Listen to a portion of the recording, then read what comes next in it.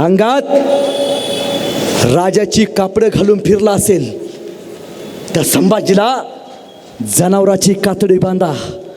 आतापर्यंत गळ्यात सोन्याच्या मोत्याच्या माळा घालून फिरला असेल, आता साखळदंडात बांधा. हत्तीवरनं फिरला असेल, उंटाला उलट बांधा. कळू द्या जगाला, आलमगीर औरंगजेब यानं संभाजी महाराजांना कैद केला आहे. अरे कोण जिगर? संभाजीराजांच्या समोर यायची कोणाची जिगर?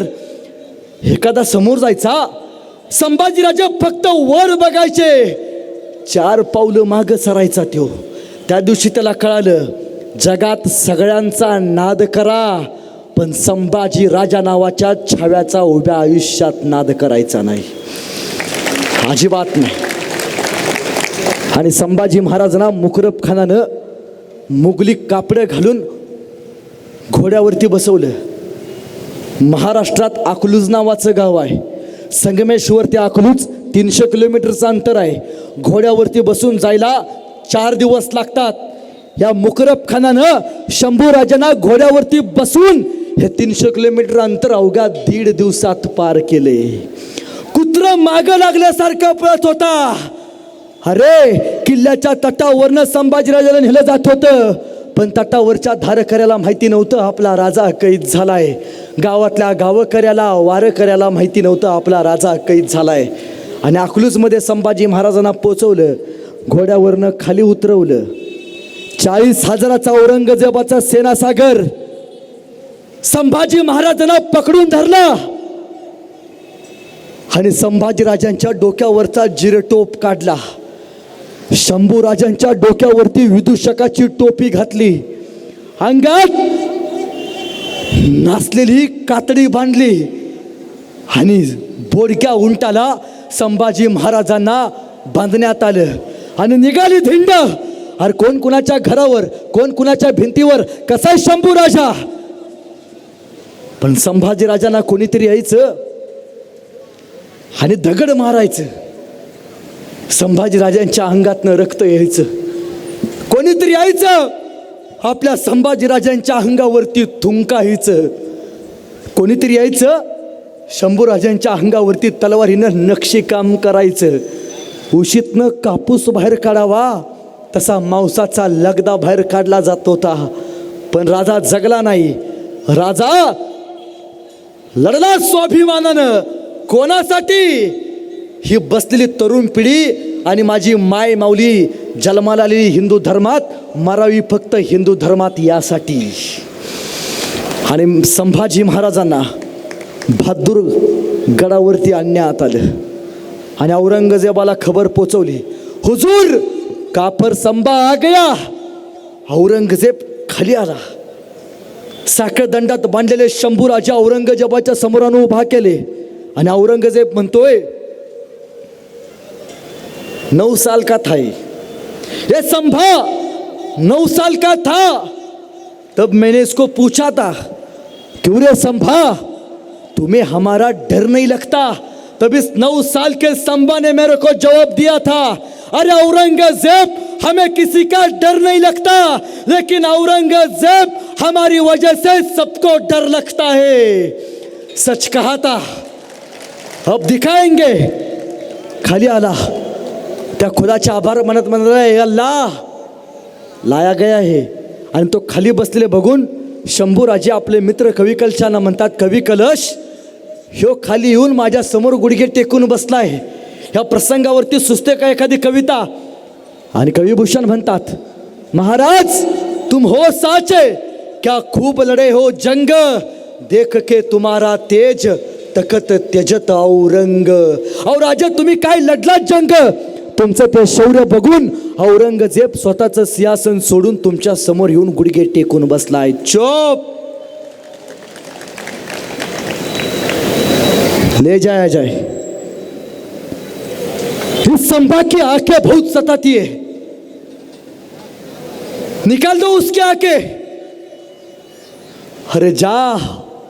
डोळ्यांनी स्वराज्य बघितलं महाराजांनी, ते डोळे हातात जाणार होते. लाल भुंद तप्त सळ्या संभाजीराजांच्या जवळ आल्या. वधस्तंभाला संभाजी महाराजांना बागेत बांधले.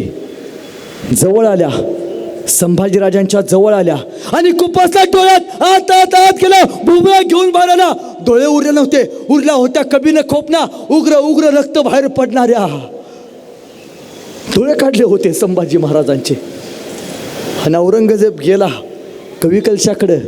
क्यों कवी, संभा के आंखें निकाल दिए, हाँ मेरे पास जिंदा छोड़ देंगे.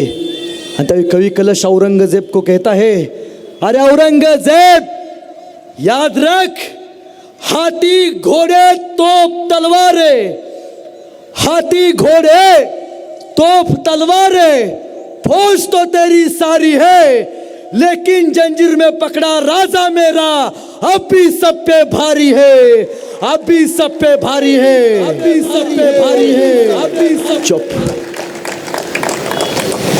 उस संभा की जबान बहुत बोलती है, निकाल दो जबान. आणि हापशी शमशेर लेके शंभू राजे के पास आ गए. संभा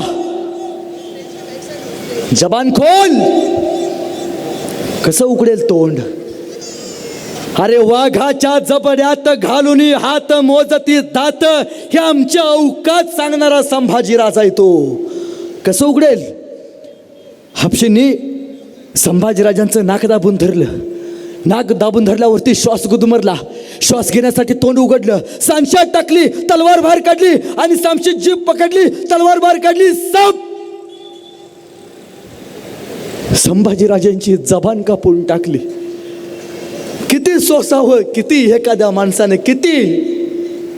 2 वर्षाचं वय असताना आई निघून गेली, बाप निघून गेला, मासाहेब जिजाऊ निघून गेल्या. डोळे काढले, जीभ छाटली, कान कलम केली. कोणीतरी यायचं, संभाजीराजांच्या डोक्याची केस उपडायचं. असंख्य वेदना व्हायच्या. कोणीतरी यायचं, संभाजीराजांच्या अंगावरती गरम पाणी टाकायचं. अरे मासा तडपडावा तसा राजा तडपडायचा. एक जण आला, त्यानं संभाजीराजांच्या तोंडामध्ये गरम शिसं ओतलं. संभाजीराजांचा देह कापायला लागला. पण ना राजा औरंगजेबाच्या पाया पडला, ना झुकला. जगला स्वाभिमानानं. का? माझी पोरं जगावीत वाघासारखी आणि मरावीत सुद्धा वाघासारखी हिंदू धर्मामध्ये, यासाठी सोसलंय संभाजी महाराजांनी. बुकुड सोलावं तसं संभाजीराजांचं कातडं सोललं गेलं होतं. आणि शंभूराजे म्हणतात मनातल्या मनात, आबासाहेब आंखें निकाल दी मेरी, देखो ना आबासाहेब, जबान काट दी उस गनीमों ने. आबासाहेब कान कलम कर दिए. छोटा था, आप मेरे को गोद लेते थे, तब कहते थे छावा है, शेर की तरह जिएगा और शेर की तरह रहेगा. उस छावा की क्या हालत कर दी है, देखो ना आबासाहेब. संभाजी महाराजांना शेवटचा फतवा काढला. संभाजी महाराजांची गर्दन कलम करायची. आज 17 फेब्रुवारी, उद्या 18 फेब्रुवारी. 18 फेब्रुवारी रोजी संभाजी महाराजांना खऱ्या अर्थानं मारण्याचा पहिला डाव शिजला. आणि 11 मार्च फाल्गुन मध्य अमावस्या, संभाजी महाराजांना वडू बुद्रुक तुळापुरीत आणण्यात आलं. का? 3 नद्याचा संगम आहे, भीमा, भामा, इंद्रायणी. हिंदू धर्मात 3 नद्यांचा संगम पवित्र मानला जातो, यासाठी आणलं. आणि शेवटची शिक्षा सुनावली. उस संभा की गर्दन कलम कर दो. वारा स्तब्ध. हापशी आली. वधस्तंभाला संभाजी महाराजांना बांधलं होतं. शमशेर बाहेर काढली. सब शंभू राजे की गर्दन कलम कर दी. संभाजीराजांच्या तोंडातून एक वाफ निघाली. वाफेबरोबर माती आकाशात उंच उडाली आणि उडणाऱ्या मातीला माझा संभाजीराजा सांगत गेला, सांगा आबासाहेबांना, तुमचा छावा मातीत नाही मेला, तुमचा छावा मातीसाठी मेला. अरे मातीत मरणारे कैक असतात, मातीसाठी मरणारे धर्मवीर छत्रपती संभाजी महाराज असतात, हे सांगत गेला. एक कवी मित्र म्हणतोय, रक्त सुद्धा रडलं होतं माझा राजा गेल्यावर, रक्त सुद्धा रडलं होतं माझा राजा गेल्यावर, थकला नाही कधीच तो अनेक युद्ध केल्यावर. जखमा सुद्धा म्हणत होत्या थांब राजा थोडं, जखमा सुद्धा म्हणत होत्या थांब राजा थोडं, हातात होती ढाल आणि पळत होतं घोडं. छत्रपती संभाजीराजांचं नाव ऐकून एकदा डोळे झाक आणि तुझ्या मार्गात आलेली संकट कापून टाक, तुझ्या मार्गात आलेली संकट कापून टाक. जाता जाता एवढंच सांगतो, बराच वेळ झालं बोलतोय. संभाजी महाराजांच्या मृत्यूनंतर एक कवी म्हणतोय, हर हर महादेव आवाज सुटला, हर हर महादेव आवाज सुटला, मुघलांच्या कपाळी घाम फुटला, आम्हा मर्द मराठ्यांच्या झळकल्या चमकत्या तलवारी, मुघल पळती माघारी. शंभूराजे अजून तुम्ही 10 वर्ष जगला असता, मुघलांनी सुद्धा कपाळावरती भगवाच लावला असता, मुघलांनी सुद्धा कपाळावरती भगवाच लावला असता. हा भगवा अभेद्य ठेवा, हा भगवा असाच फडकत राहू द्या. कंधों से बड़ी छाती नहीं होती और धर्म से बड़े कोई जाती नहीं होती. जातीपेक्षा धर्म महत्वाचा आहे, धर्म टिकला पाहिजे, धर्म जगला पाहिजे. जे जे औरंगजेबाच्या विचारानं जगले ती माणसं या देशासाठी घातक आहेत, या राष्ट्रासाठी घातक आहेत. या देशासाठी जो माणूस संभाजी महाराजांना मानेल तोच हिंदू त्या माणसाला मानेल, एवढाच विचार व्यक्त करतो आणि आपल्या सगळ्यांची रजा घेतो. धन्यवाद.